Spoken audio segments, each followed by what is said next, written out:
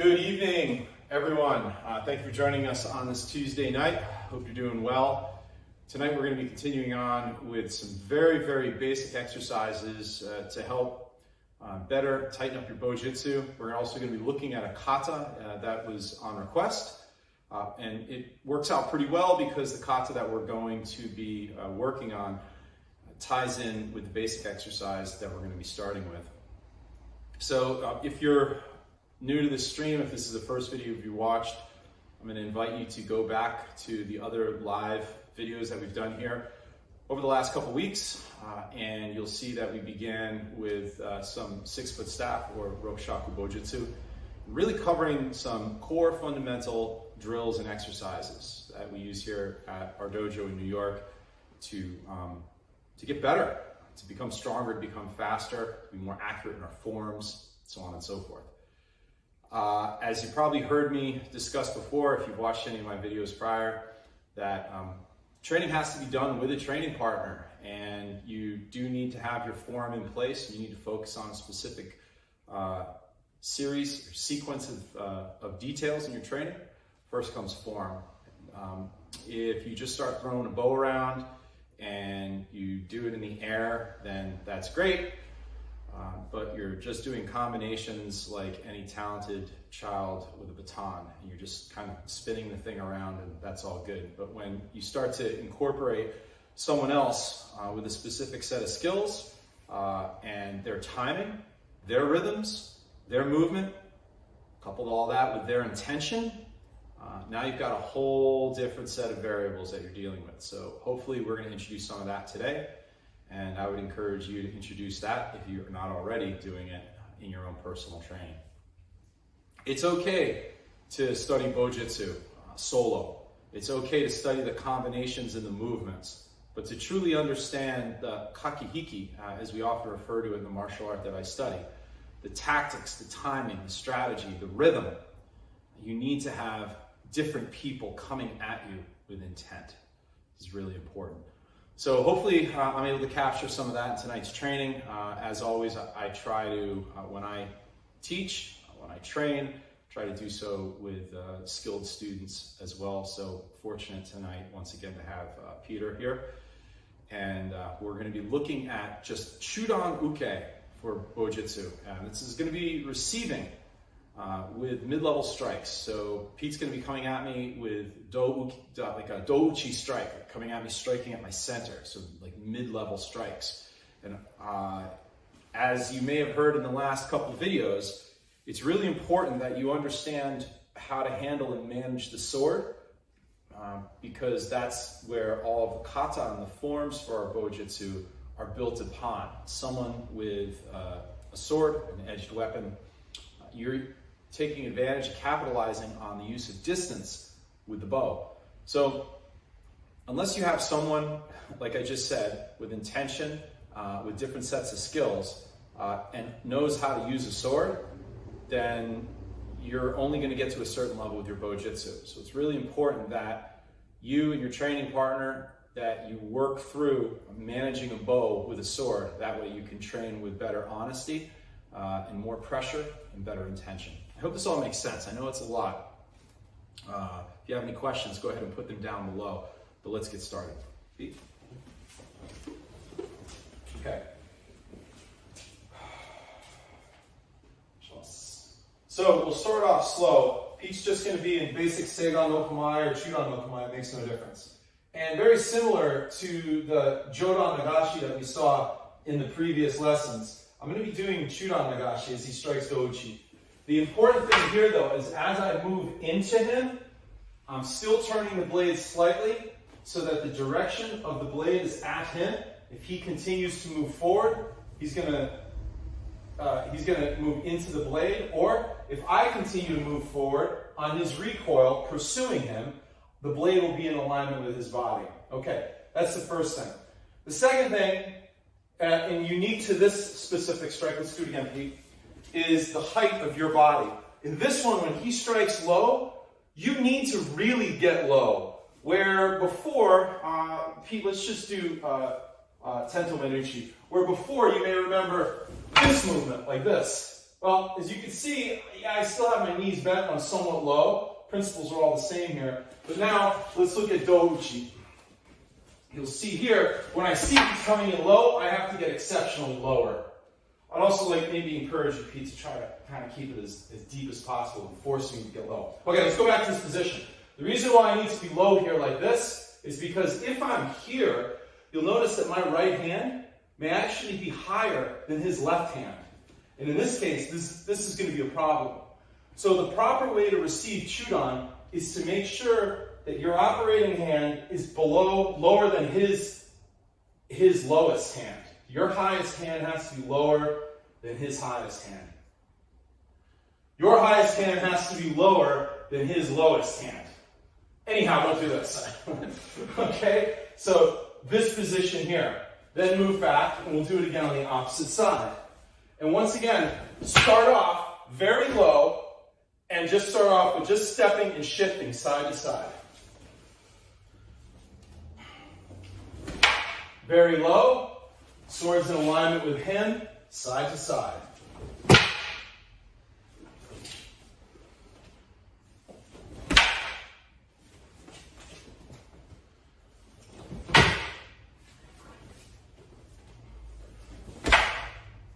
Okay, let's do that side again, Pete, and I want to talk about a common mistake.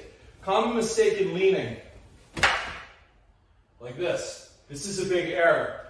Reason here is because I need to move my body like this prior to being able to go into a second response. Pete, however, doesn't need to do that. If I'm leaning, my shoulder line and my head is beyond my heels, and I'm overextended, he can quickly take the left side of his bow and strike. I would even say just right like that. My head is right here. So let's look at that again. I'm going to make the mistake. Watch how Pete can respond. Right there. Very easy. So make sure that you keep your spine as perpendicular with the ground as you can, and have the shifting and the deep dynamic movement be centered around proper use of the hips, which is guided by proper footwork. All right, let's go through some numbers, Pete. Let's do like 20.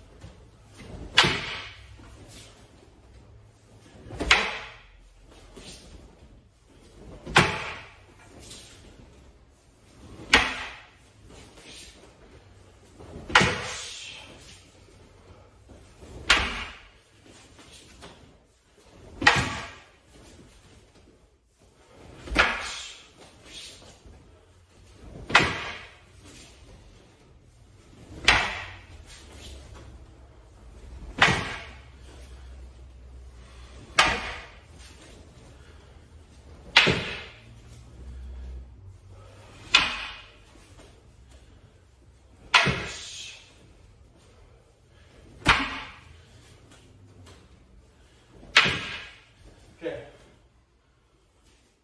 Now, you can take that exercise. This would be a real basic beginner exercise. If you're a fellow instructor, I would encourage you maybe to be inspired by something like this with your younger students. For more advanced students, you want to use more space. So, people try to do the best we can with the frame of the camera. So, the difference now is that he's going to be advancing at me, and then strike, and then leap back. Advance at me, then strike, then leap back. So now we're putting in the variables of a moving target where he's advancing at me. It's not just this ito isoko no mai kind of thing where it's like just one step, one cut. He's actually going to be hitting me from much further or much closer. This is going to be dependent on him. Then he's going to move away. So let's look at a couple of examples here. Same rules apply.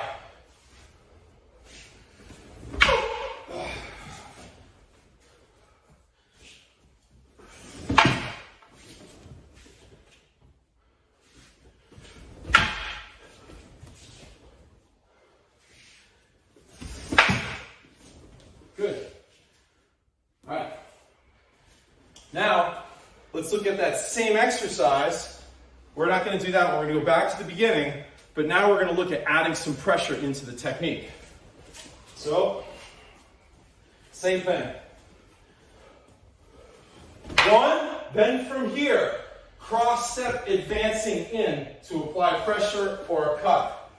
At that point, he's going to recoil and create distance to prevent me from cutting him. But when you begin training this, don't make it a stupid competition. Nobody cares. Stop trying to like, oh, I got you, kind of ridiculousness. Just train proper. Good.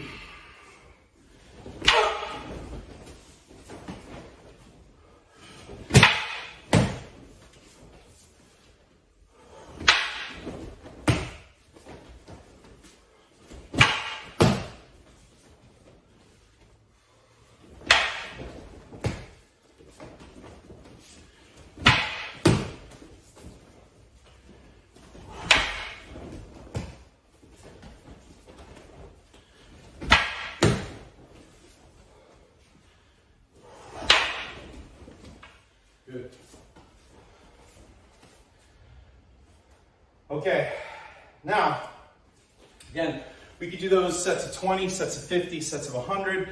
You can add that same, that third exercise to the second one. That'd be a heck of a workout though for this guy where he's got to advance in, hit, and then leap back. Good. Next, let's look at the second way of receiving. This one's a little bit more unique. And in this one, we're going to call on the movements of like Makiage, or like rolling and lifting and throwing and redirecting the pole arm in a different direction. Before we do that, though, Sean, let's get acclimated to that Makiage. So if Pete, you could just do ski. Good. So we're going to start off from like this position. From here, I'm going to shift to the right, and I'm going to bring the sword over and turn the sword in a clockwise direction so the spine of the sword rests atop the bow. Then from here, using my left hand, and my right hand is sort of the axis, I roll it around, and then at this point here, where my left hand is at about a 9 o'clock angle, I push down briskly so the bow goes up into a 45-degree angle in this direction, at which time I would then step in to apply a cut or to push him back. See? Let's look at that one more time. He does the thrust, I shift, roll it around, throw it up, step in to cut. Now ski, we're going to look at it the other side because it's a bit different. I shift to the side here. From this direction, I turn the weapon in counterclockwise direction again. The spine goes on top, and now both left and right hand move together. And when it gets to this point, my left hand, when the sword is at a 3 o'clock direction, I then briskly push down and snap the bow up, at which time I would then step in to cut or to create that distance and push him back. So we're going to kind of do that movement with the next douchi that he's going to be applying on us. We're going to put together that first movement of Chudan Nagashi, but then from here we're going to roll it and then step in, or receive and roll it and then step in. So let's look at how that goes. We'll start off slowly. So here, 1, then roll it, throw, step in to cut. Then we go to the opposite side. 1, roll it, throw, step in to cut. Then the opposite side. San.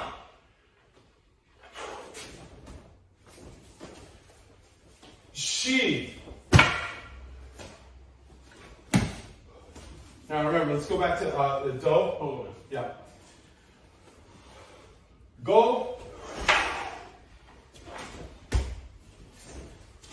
Roku. Shich. Hachi.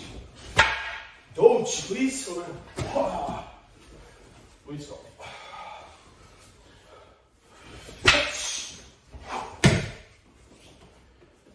Ku. Ju. Now, distance, if he comes in really deep, like this, you'll see here, if I pass, I may hit myself.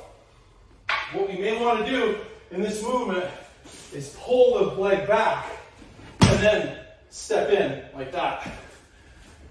You see this kind of movement actually in our Tanto Jitsu. So if you've been studying our martial art, you should be kind of familiar with this movement already. This is going to be really dependent on his distance, his attack. Let's do 10 more, please, Pete.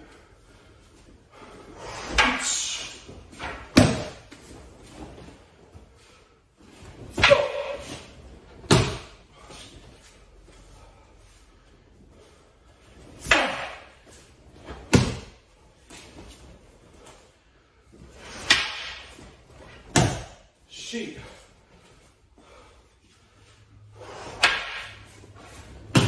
Go.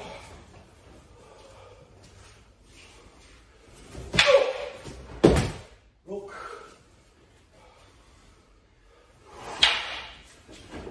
Sheesh.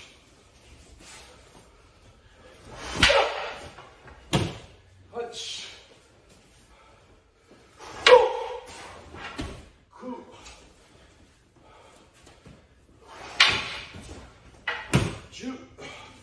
Okay. There's one other point that I just want to make clear. Let's do it again slow either side. As you see, one, same movement, Chudan, both hands below his. Then from here, roll it, throw, and all this time when I enter, you'll notice if you scroll back, I'm trying to keep both of my hands still below his hands. I'm not coming in like this. Okay. Then is the third one. The third way of receiving Do-uchi. Just not being there and avoiding.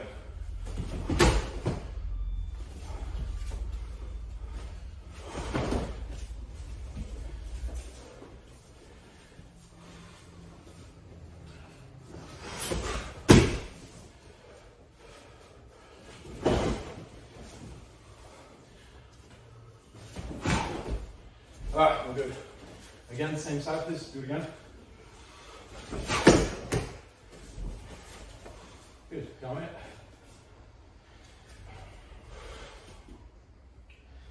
And that's it.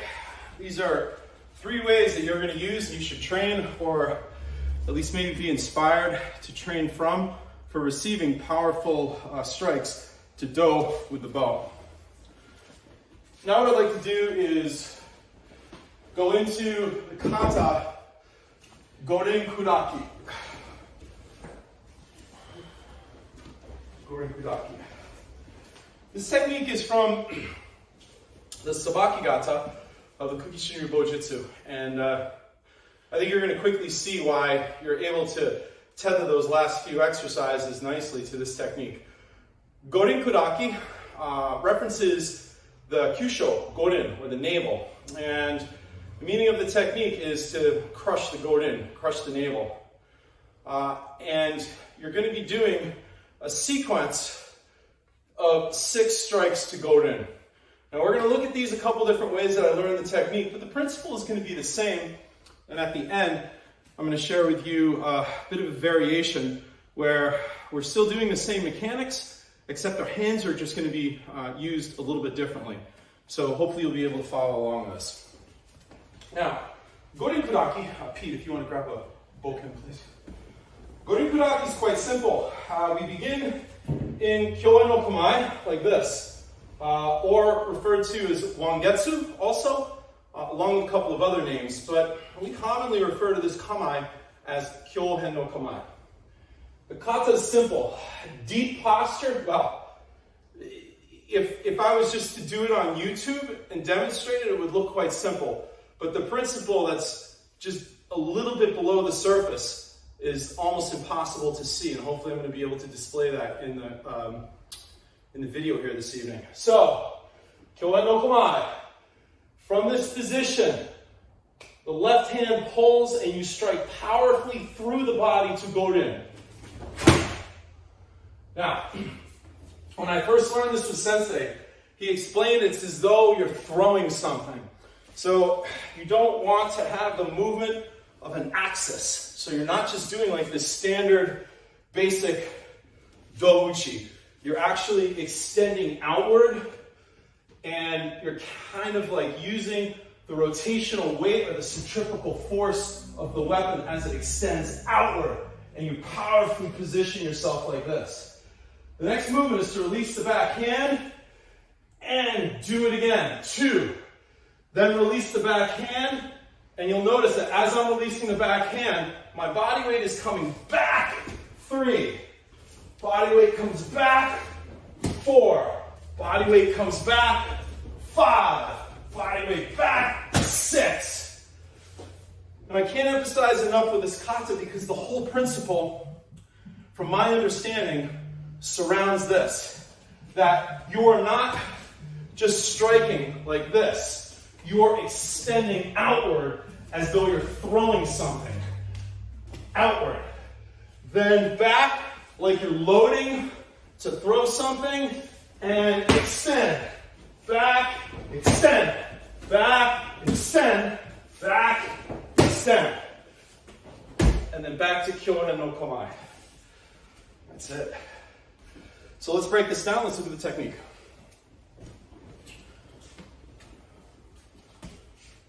Awesome.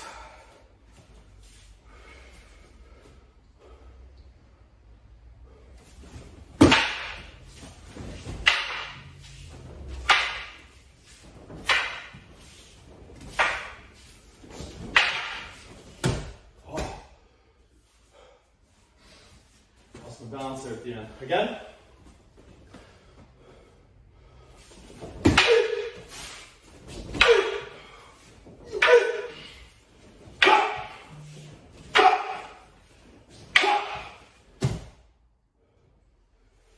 That's it. You can see like those first exercises where they come into play, I hope. Right. So again. 1. Look at my body. Deep forward, extending outward. Back, 2. Back, 3. Back, 4. Back, 5. Back, 6. And then jump back. Okay? And this is Gorin Kudaki. So let's go ahead and pick up a pencil if you're sitting on your butt. If you're training with a bow, I applaud you. Let's do another rep. If you don't have a pencil around, pretend you have a bow in your hands. So let's do one more rep. Gorin Kudaki. Kyoda no Kamae. You're striking in, pull with that left, powerful. The strike is coming from the tanden. Like that. 1. Pull back, favor the rear leg. Pull with the right hand. Power comes from the tanden. 2. Back. 3. Back. 4. 5. Come on. So one more time really slowly now. Come on. Body weight shifts forward. Pull the left. Strike and step. Get away from that. Pull back. Load. Strike. Extend yourself. Pull back. Strike. Extend yourself back. Extend yourself forward. Extend yourself back. Forward. Back. Forward. And come on. That's it. 6 consecutive strikes to go in. Okay. Now, let's look at a method that I found kind of easy to train my students on this technique. And we're only going to break it down to 4 strikes. You can certainly, with yourself or with your students, go to 6. It's up to you. We get the same. Kyoda no Kamae. We're kind of going in reverse here. We're going to something more simple, more easy. 1, boom. But we keep both hands, junte. And I pull back like this till I get on okamai. And I really bring my body weight back, and I do that same strike again. 2, back, 3, back, 4, and then back to Kyohen okamai. Okay? What this does is it starts to give a newer student the feeling of the proper distribution, as I understand it, of the weight is coming back and really loading into a type of douuchi that's extremely committed, and you're using the full power of the weapon in motion rather than your arms in control and kind of doing these types of strikes where it's more of a very powerful harai. And then back, and this allows them to freely understand the distribution and change of weight without having to maybe newly learn this type of movement. But once they have that, they should be able to employ that basic. As well, on that 4th strike, they're able to quickly go back to Kyohen okamai without having to change up the hands and get confused and possibly even discouraged with that. So this is a different way of looking at the same kata. And we break that down for the beginner students to a set of 4 versus 6. But what I'll do with my advanced students, if I have them training that as well, I may have them go up to 9. So, but the orthodox kata is what I already explained. Okay, now we're going to look at one last version of Gorin Kudaki to help with your training. Just please don't move into this type of stuff unless you really have committed yourself to understanding the kakihiki and the unique principle behind this kata, not just the combination of strikes. That's easy. Any 6-year-old kid can do that. That's simple stuff. But actually applying the principle behind what the technique is about, it's a whole different game. Once you get there though, let's look at a variation to this technique that I have my students working on. The principles are exactly the same, but the hand technique changes up a little bit. So let's look at it. Same, and I'm going to go easy here. Kyohen no kamai. First strike is the same. 1. Number 2 is the same. 2. Boom. Number 3 now, I do nothing. I don't switch my hands. 4. Okay, now number 4, I go to Jujiuchi. 5. And then 6, I just release this hand. 6. And then from here, Mawashi Te. Oh, that's 6. The other one was 5. Maybe, I don't know, I lost count. And then go back to Kyohen no kamai. So let's look at that one more time. Everything's the same here. You're just looking at different movements. 1, 2, 3, 4, 5, 6. That's it. Now you get that combination down, and you employ the principle of the centrifugal force, extending the rotational weight of the bow outward, striking powerfully into your opponent like that, maintaining proper distance, pulling back, striking, pulling back, striking, pulling back, striking, pulling back, striking, pulling back, striking. Like that.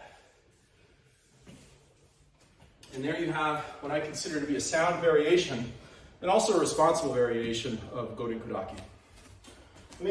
Thank you, Pete. Let me finish it up with this. I'm going to face away from you so you can kind of follow along. And it might make it easier, especially if you're going to be playing this video back, how I did that last technique. So, we begin in Kyohen no kamai. Body weight is low. Also make sure you don't make the common mistake of doing your do strikes, accidentally starting to drift high, because that's easier to do and it's less on your arms. Keep them low, keep them at the belt level. So, follow along with me here. Deep kamai and come forward in powerful strike. 1. Body weight back. 2. Now you're not doing anything with the hands. Body weight comes back.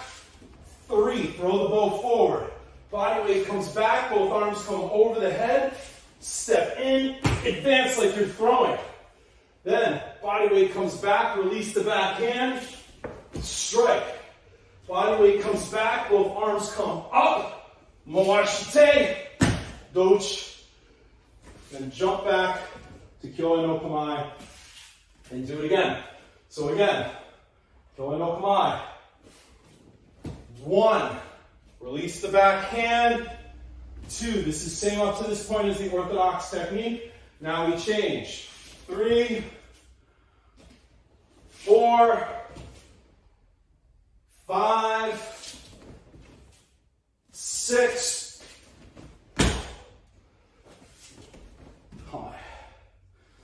That's it.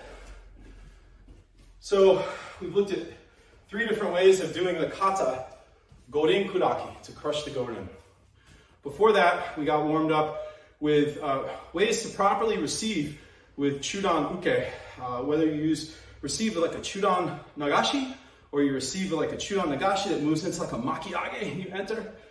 Please make sure you train these, or at least you train the proper way to receive these strikes, the proper way to use a sword against a bow. That way the person studying Rokushaku bow is treated properly. Then from there, we went on to the technique from the Sabaki gata, Gorin Kudaki. Looked at the orthodox version of the technique with 6 strikes to Gorin, and with the principle really being extending outward and really using the weight of the bow to powerfully strike through the opponent into their center. Then from there, we looked at a very easy way to do it, maybe for beginner students. Possibly you're a beginner, and that's awesome, because I preferred if you didn't have to unlearn mistakes. Then you could start with this, and then I think that'll give you a nice platform to then be able to go into the next version and the more orthodox version of the kata. And then from there, we looked at a different version of using the hands and different types of striking methods that you're going to see throughout the formal kata in this martial art. So I think that's a responsible way to do henka. So that's it for this evening, guys. I hope you enjoyed it. I hope you were able to go back to the previous videos that we have here that we've been doing live on Tuesday evenings. Occasionally, I have 4 kids, so occasionally I may miss a Tuesday night, so it's not scheduled. They're just sort of like a thing that I like to do for everybody. And if you happen to be online, I prefer it, instead of sitting there on Netflix or scrolling through Facebook, get up and do some training. That's why I do this. If you have any questions, go ahead and put them down below, or feel free to message me, reach out to me directly, and I'd be happy to help you out. Thank you so much for spending your time with Peter and I here tonight at our dojo in New York. Check us out. If you haven't heard about us, please go ahead and subscribe to this channel. I put up videos pretty frequently, maybe 3 times a week. If you know somebody that would like it, please go ahead and share. It just helps out everybody. Don't ask for anything in return. All this content is my gift to the martial arts community. Thanks so much. Have a wonderful evening.